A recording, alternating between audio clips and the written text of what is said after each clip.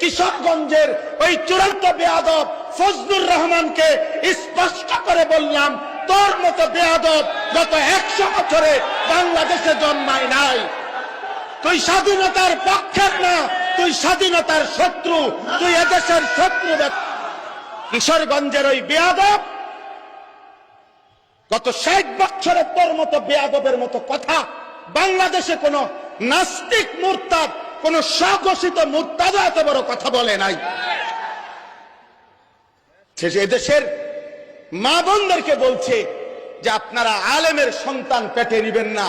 আরে বেটা বেয়াদব, তোর মতো বেয়াদবকে, তোর মা বাপকে যদি কোন আলেমে দিন বিয়ে না পড়াইতো তো তুই ফজলুর রহমান কোন নেককার চরিত্রবান কোন পবিত্র নারীর ঘরে জন্ম নিতে পারতি না বেটা।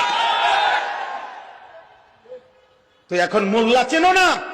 ইসলাম এক জিনিস, মোল্লাতন্ত্র আরেক জিনিস। ইসলাম তোর আব্বার,